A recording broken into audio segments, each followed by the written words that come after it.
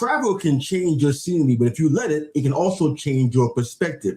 Today's guests are the hosts of, well, 2/3 of the hosts of the Rhythm and Roam podcast, Benef and Paul, three global travelers who figured out what many of us are missing right now, that travel isn't about escaping from your sad life.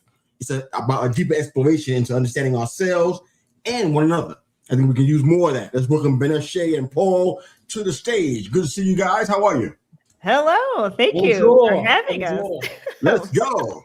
Excited to have you guys. All right, let's get into it. So your podcast, I believe, if I heard right, it intentionally kind of moves beyond just the beautiful destination that everybody gets caught up in and focuses on more of the human element of travel. Is that right? Yep. That's right. What made you guys realize that the greatest stories aren't in so much about where we go, but in who we become while we're there?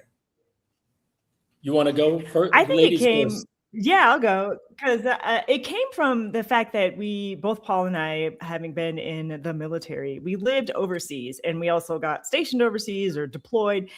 And so being able to be like immersed in another place, even though we were with the military, made me anyway, like take a step and be like, okay, what I thought about these people, about this culture, what I thought I knew is not even close to remotely accurate. It was just based on American media, growing up, Hollywood. Yeah. And so we knew that there was more there, and just like confronting my own ignorance was embarrassing, but like eye-opening. Wow. Yep. Like that. We'll get into that later. I have to agree with my counterpart, Benef, because it's the same, being that we were kind of like forced into it from being in the military and stuff like that, where you don't really have much of a say. You can say, but then they'd be like, yeah, great, but you're going here anyway. Mm-hmm. You're going to South Korea. And I'm like, but it actually trained, I guess, my mind and my body and everything like that to, jump out of my comfort zone very quickly. And, being people of color, you have to worry about this stuff in the beginning of anywhere you go, kind of thing. And then after a while, because I'm not going to sit here and lie, I was scared, crapless when I, was told that I was going to be living in South Korea and then Germany. Like, wow. Okay, none of these people look like me. So, but then you get used to it, and you start to realize, like Benef said, a lot of the things that we learn when we grow up, is based on American mentality. Like, right. There's no place outside of America that's better or anything like that. And we automatically expect when we go outside of America that everyone is going to speak English to us because they all love us, So, yeah, we're very egocentric that way, American society in general. I want to touch on that real quick because maybe it wasn't you guys, but I just kind of feel like maybe this might apply. Before you went out into these international waters, before you figured out that some of the universal truth that the people are not as different as you are, or as unique as you may think they are, did you have a struggle with your own identity first before you figured out that what? Now you're sitting there trying to learn and immerse and blend into these cultures and figure and learn how to listen and connect with other people. But did you have a challenge as a person, identity-wise before? What was that like to get into that? That's a great question, and I'm glad you asked that question, because for me, I have to say yes to all of the above by far. And growing up in Queens, then moved to Long Island. And had to deal with that, but from an American standpoint. And by the way, my family are all Jamaican. So then you throw me out in Europe somewhere or in Asia somewhere. And yeah, of course, the first thing I saw was, unfortunately, no one looks like me. And then second thing is, okay, how am I supposed to, there was a lot of nervousness on my part. And there was a lot of afraid to kind of go with the flow and learn what the culture was like. And it took, I wasn't an introvert by any stretch, but it took someone when I was in Germany, and this is the God honest truth, my neighbor at the time, literally after 2 months of me living there, didn't talk to nobody, didn't even go out into like Frankfurt. I went to all the American-esque places like the bases and all this other stuff to do all my shopping in the first 2 months because it was familiar. And then my neighbor just came by with a cake and like a homemade cake and, warm, welcoming German lady. And I'm sitting here, what the hell is she doing? Should I eat it? Exactly. But the smart move I made was I invited them in so they can eat it with me. Yeah. So the poison gets everybody. Yeah. Yeah. We're going to everybody gets poisoned. Yeah. Good enough. Well, and actually, yeah. So I had probably, I don't know, maybe a similar experience because I'm half Afghan, half Black, but I grew up in Grand Rapids, Michigan, which is all white, and so I never felt like I fit in One second, anywhere. Hold on, 1 second. Are we talking about go blue or go green? Go blue, go blue. Yeah. All right, 100% go blue. Now you got to put that out of the way. Go continue. I'm sorry. Go ahead. Yeah. Well, I was like the chameleon that was like always the wrong color for the situation. So like if I went to my grandmother, she lived South Side Chicago, I was not Black enough for that neighborhood. Like I didn't know what was going on. But then growing up in Michigan, I was always the exotic one because I was like, oh, your name. And, that's what it was, exotic.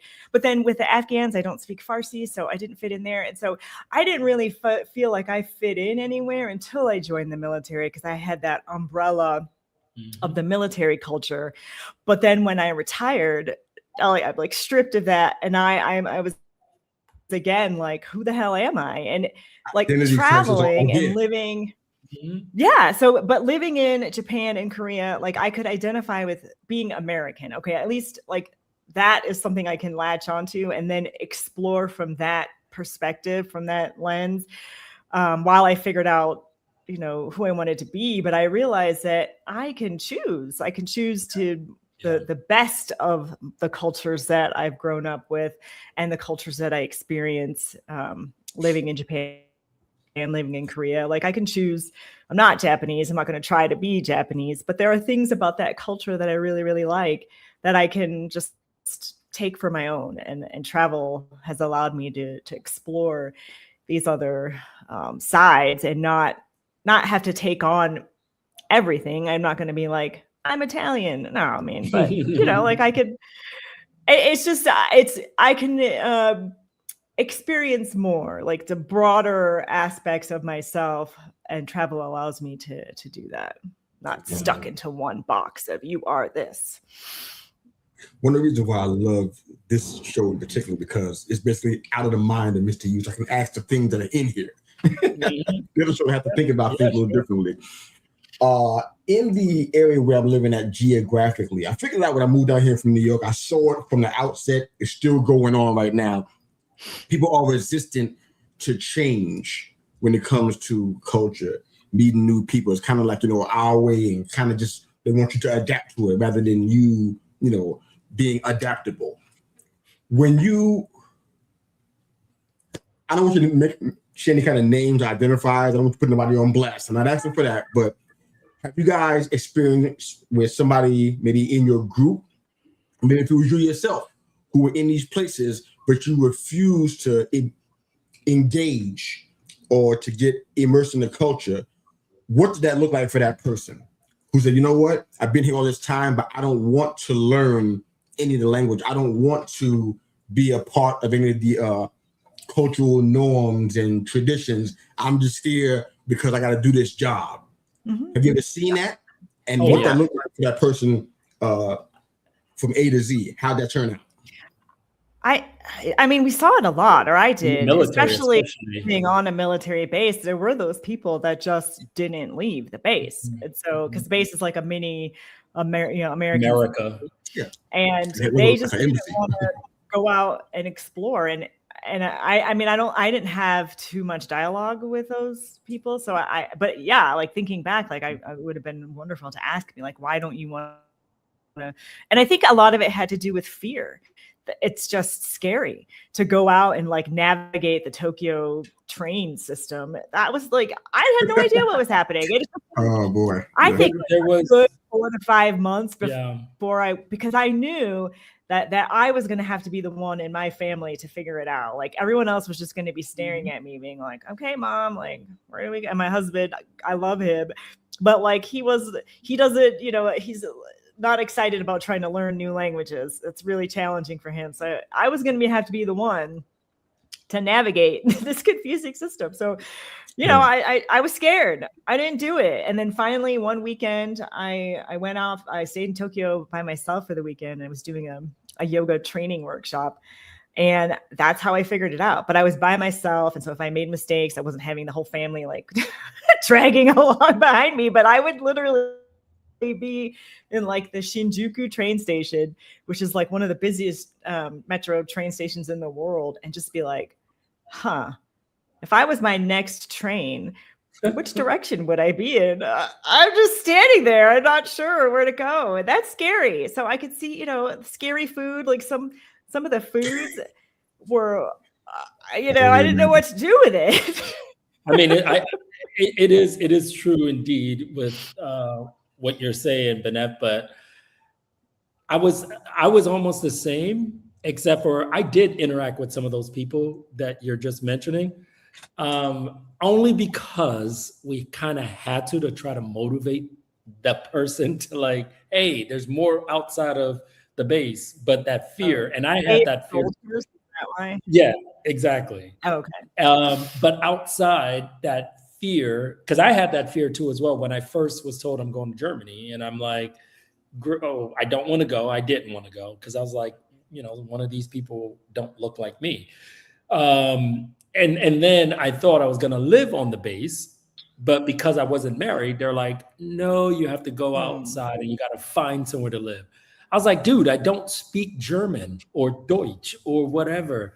And they're like, no, we'll get you somebody. And the person, of course, that they get me, who's a real estate person, spoke almost absolutely no English. So we were both, and this is the time before Google Translate. So this is early 2000s. Yeah. So it was, but it not knowing that this interaction actually helped me, kind of like Benef, where she's on the train. I was just thrown on the train and like, okay, please meet me here. And I'm like, well, how am I supposed to do that? My car is not here, so I don't know how to get there. Oh, just take the train. It's easy. It's easy for you because you live here. Yeah, no. Like, yeah. And then they look at me like I'm stupid, but I managed and stuff. Well, but yeah, and what I will say is that like doing those types of hard things, and they are hard, but they become less difficult over time, because even if it's a different country, the situation is similar enough that you're like, I've been here before in this uncomfortable space, and I persevered. Like I made it through. I figured out how to buy a ticket and in Japanese. You know, now I know I can do it in Italy or France. Yes. But can I do a flip side to that? Just because, and I'm going to flip it to America, because we both lived in South Carolina as well. Columbia. That's right. Sumter, South Carolina. I lived in Columbia, and I used to travel from Columbia to Sumter, which was an hour drive one way. And I did that on purpose. And I want to flip it because I actually, even though I started to travel a lot, and this is towards the ending of my 20 years in the military, I started to not like, people don't hate me. Please, I beg you. South Carolina is not my most favorite, but the food is just ridiculously good. Like I can eat shrimp and grits all day long. However, I was always the one that was like, I'm just going to go to work, come back home, and then go around in my surrounding, because I lived on Gervais Street near USC. You know, I'm sure you're familiar with it, right by the state. But I could care less going out and exploring South Carolina. Yes, I've been to Charleston once, and that was good enough. And the only reason why was it was because of the fear. And the fear of racism and the fear of being stopped by the dang cops just because. It happened to me, And, you know, some people might not agree with me, but I'm telling you my experience and my story. Yeah. Mhm. And this really, really irked me. And it's almost like that same fear when you're driving on the New Jersey Turnpike. I know you know what I mean if you're from that, you know, the tri-state area. So Yeah. it was one of those things where I was like, I do not want to be bothered with this. And I chose to just go to work, come back home, and go in my surroundings, and that's it. So I don't blame you. still, Who wants to take the Autobahn to work? I don't want to do that. I get on the train. I don't want to do that. you're right. That's too stressful. Yeah. I totally get that. You guys are, I feel like you guys have so much meat on the experiential bone when it comes to travel. Yeah. For those that are watching and listening who may not understand a lot of things about travel, I have a lot of friends that have come on here and they have announced on our show that they're selling their house. They're going to kind of travel like as a lifestyle. Mhm. In here, I don't get it, but I get what I get what they're trying to do. Share with us maybe an uncomfortable, untold side of traveling that maybe not to scare the listeners, but to kind of enlighten them on things to be thinking about. Because look at the magazines and the websites and oh, that place looks beautiful. And you know, like my mom is from Barbados, from the West Indies. I grew up looking at the magazines and the pictures and the TV shows. Mhm. Then I went there and see where my great grandmother lived. Like, Ma, Yeah. this is not in the magazine. Yep. What's an uncomfortable, untold side of travel you guys can share real quick, each of you? Go ahead. I mean, there's always the flip side of any country. So there, I mean, for the tourist part of it and for the magazines and the Instagram, they're only going to show you the best sides, because why would anyone want to show you their culture? But there's in every country, there's some sort of underculture that is not, you know, ideal. And it could be like awful, from, you know, child pornography. I mean, like things that you know that you're gonna have to, you may encounter, or just extreme poverty. And I think people need to be aware of that, because like a lot of times, I mean, there's even the underculture in the United States, which we obviously know exists. There's extreme poverty, there's racism. I mean, and that's not right here in the good old US of A. Well, I mean, and we have this in our own country. So why would you think it wouldn't exist in another country? And you just have to be prepared for that. I don't think people know it exists, Benef. I think people don't want to see it. Well, I think vacation. I think I know. But vacation is different, because if you're there for a short period of time, you can avoid it. You can ignore it. You can just go into a pretend resort. It doesn't exist. But if you're going to live somewhere, then you're going to have to come across it in some form or another, and just be aware that like it might not be better. I mean, Paul, he's lived in France for a very long time, and there are things about France that drive him bananas. Yeah, like I mean, I currently live in Paris right now, and really, there's still things that, and you know, since you mentioned what is the good, everyone sees the great beauty. You know, when you think of Paris, you're gonna think of the Eiffel Tower, the Tour Eiffel. Yeah, you know, everybody is doing this. Everybody do this, but you know, you're gonna think of all the high class, high life, even in New York, right? New York City and stuff like this. But the underbelly, the underbelly of it all is that. And I hate to like always think of it as no, but the same things exist, Paul. I mean, I'm thinking of the racism you've experienced. I was just about, and the backlash against immigrants, particularly from sub-Saharan Africa. Yes, there's a lot bad there. There's a lot of this. There's a lot of the.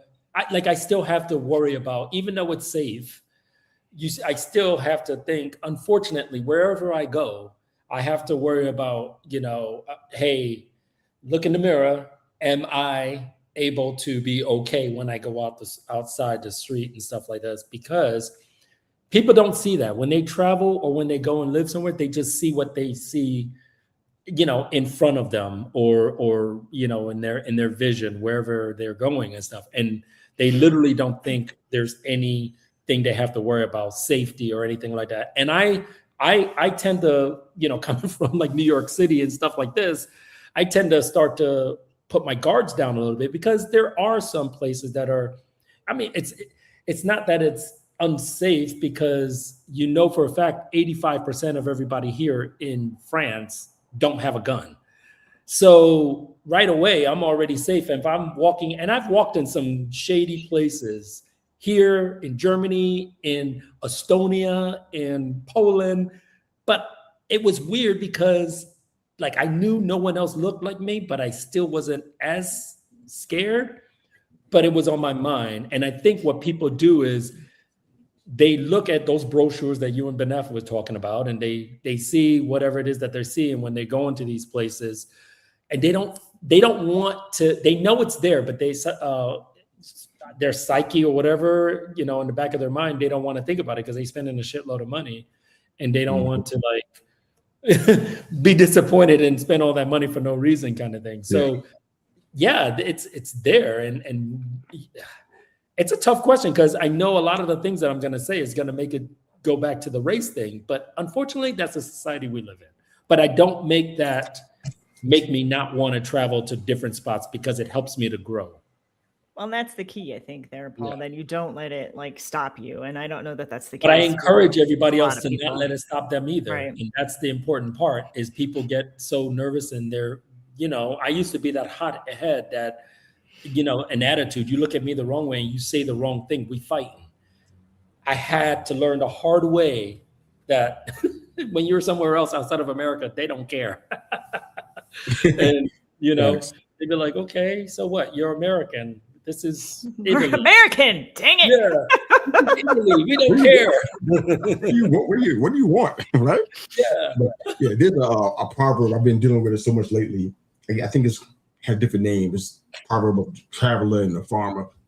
The short story of it is that we don't, you know, it's not about what we see, but it's about who we are. We take that with us. Yep. If you've been a thief all your life, you always think somebody's trying to rob you. Mm-hmm. If you're a liar, you always think people are lying to you and not telling you the truth. So we take that stuff with us like baggage. Yep. What's the area where you guys felt like in your in the height of your discomfort in situations where you travel, you've kind of gotten the biggest insight or the greatest revelation about yourselves through traveling, identity, etc. But through the discomfort that you experience, was this aha moment feel like this is the thing? You know what? So big that, you know what, I'm putting on a billboard in my life, put it on my put it up in my house on the mirror. It's that big a deal. Do you have an aha moment like that? There's probably a lot, but the one that's coming to my mind is when I went.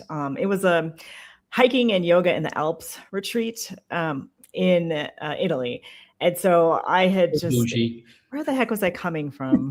I don't remember, but it was a long trip regardless. And I get there and my baggage doesn't arrive, and I'm just waiting. You know, I have to go through the whole thing with the Italian airport people, and my group is waiting for me like outside of customs, but they're like, okay, well, you know, basically we're going to look for it. It's not here and we'll bring it to you on Monday. And I'm like, but it's Friday. And they're like, you're going to bring it to me on Monday. I have only my carry-on with like a couple of my toiletries and that's it. And like a raincoat. And I'm like, what the hell am I supposed to do? And as like later that weekend, because like the people were so kind, but like I had to borrow everything from like socks to underwear to like everything. That's humbling. But it was. So like people are kind, they want to help. And also like losing my physical luggage, my baggage, it was a metaphor because I was carrying a lot of emotional baggage from work, from life. And I'm like, it was weighing me down, you know, and I had to lose my like actual luggage to be like, I can let some of this stuff go. Wow. It's like, wow, here I am in the Alps without my baggage. Let me let go of this emotional crap that I've been carrying around as well. I mean, I have a similar one. One because I end up moving back to Europe in 2020, and that was the height of COVID. And it's almost identical to Benef's story because I had to fly to Luxembourg because my job transferred me and stuff. And when I got to Luxembourg, again, height of COVID, so everything is closed. And when European close everything, they close everything. Like you can't go nowhere except to go find food, and that's it, and go back home. Well, I got off the plane. They lost my luggage, and I literally only had I literally only had what I was wearing on my back, plus my toiletry in my backpack. That's it.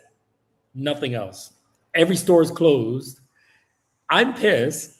My boss actually picked me up at the airport, and she's like, I was like, hey, my luggage is missing, and they said it's gonna take 72 hours before they can bring it to me.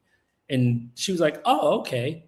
Like she just calmly was like, oh, okay. It's normal. Yeah, like, and I'm just sitting there like angry, and I'm like, no.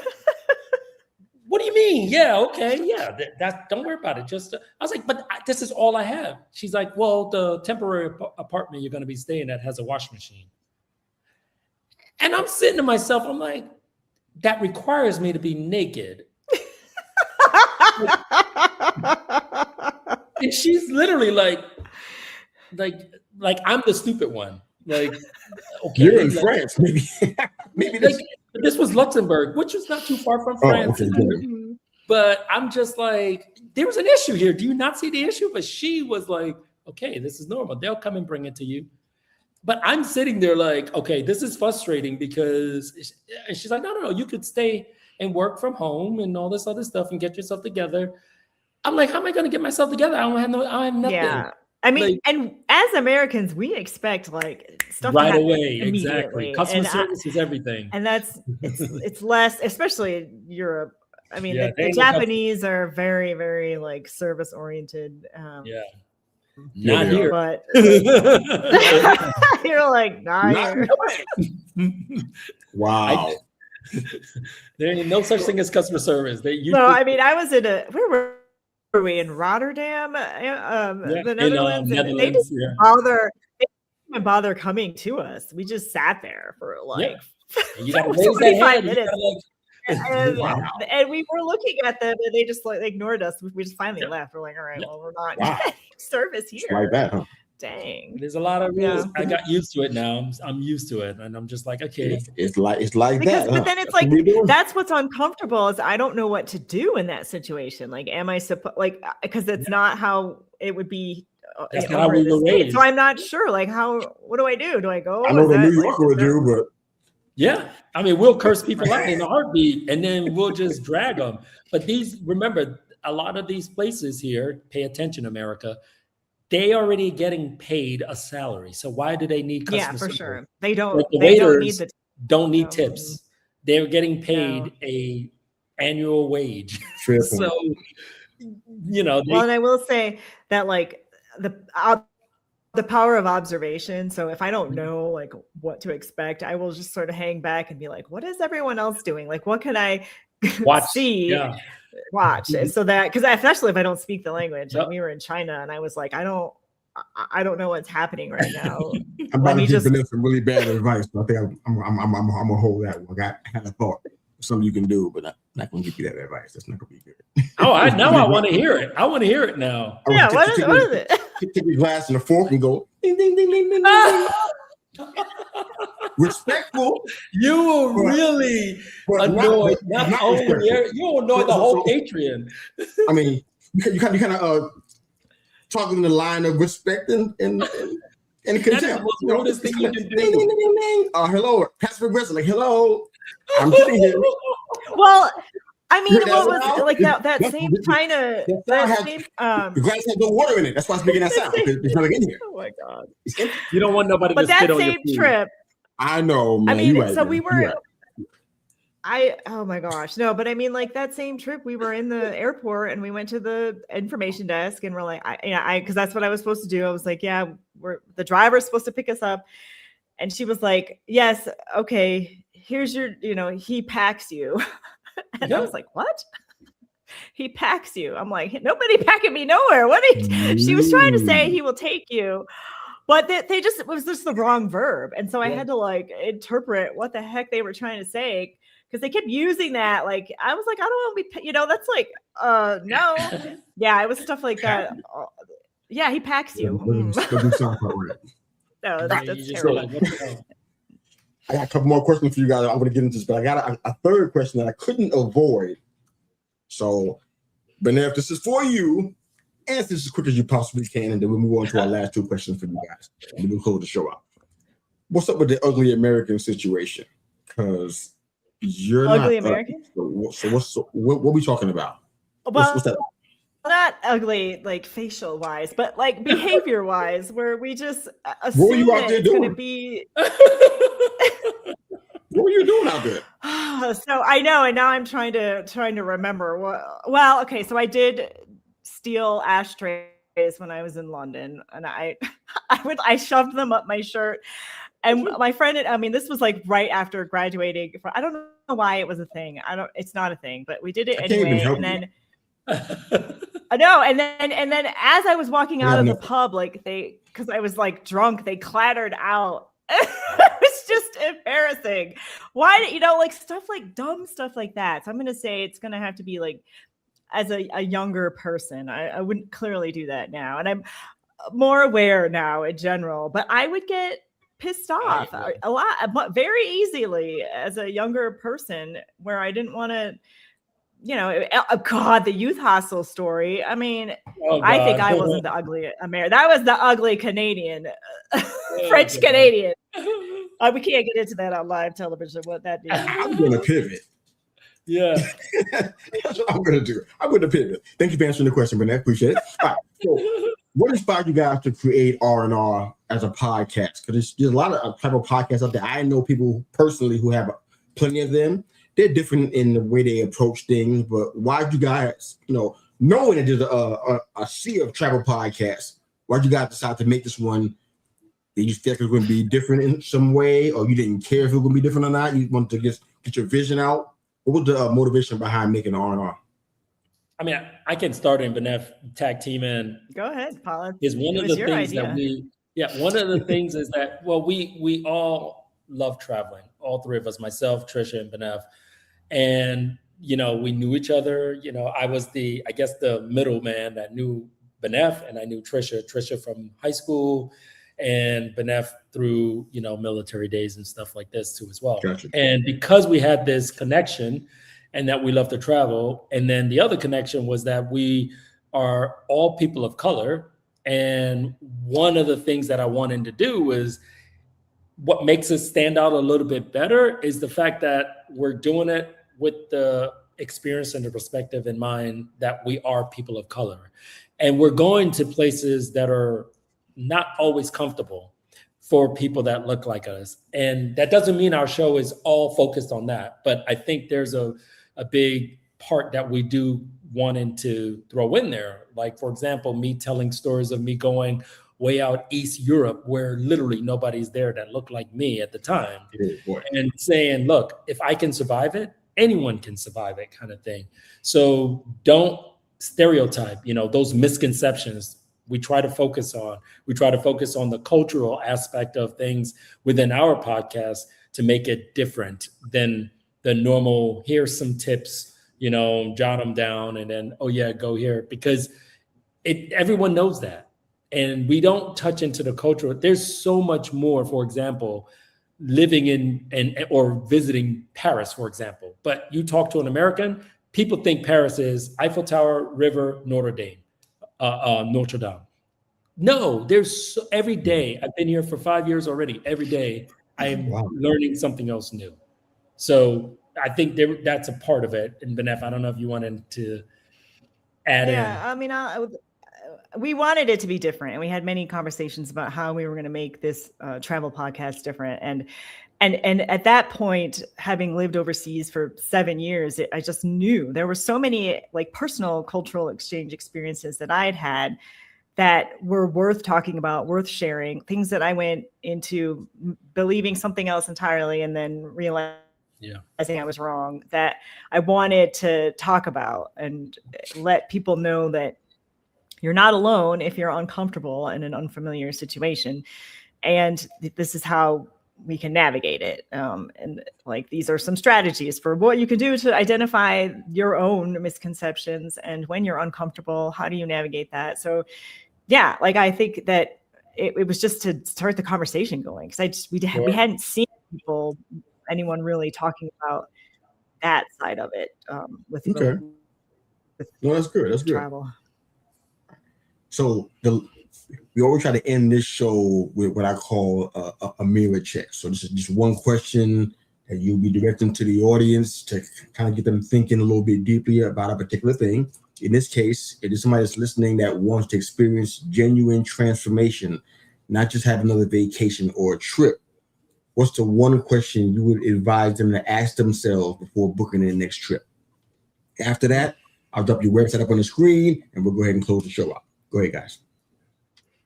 Go ahead, Benev. Yeah, so I would say, like, what do you think you know about these people, this culture?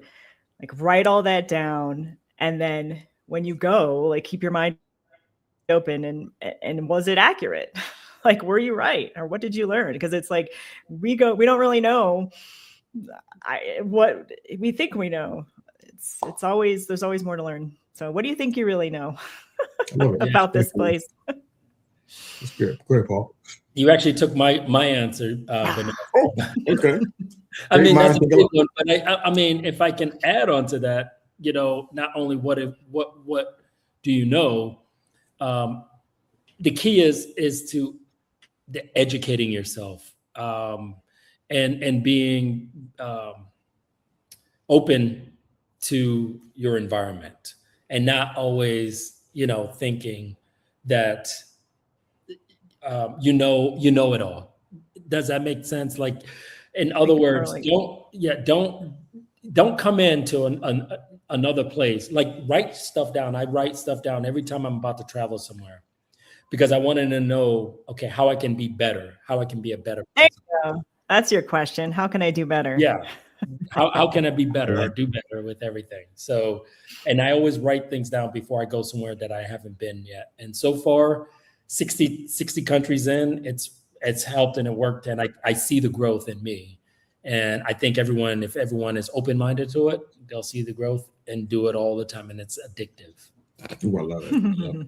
All right, we got your website up on the screen for you guys that are listening and not watching us today. You're going to catch us later on. It's going to be in the show notes and in the comment section. Rhythm and Roam, not R-O-M-E, like the place, R-O-A-M.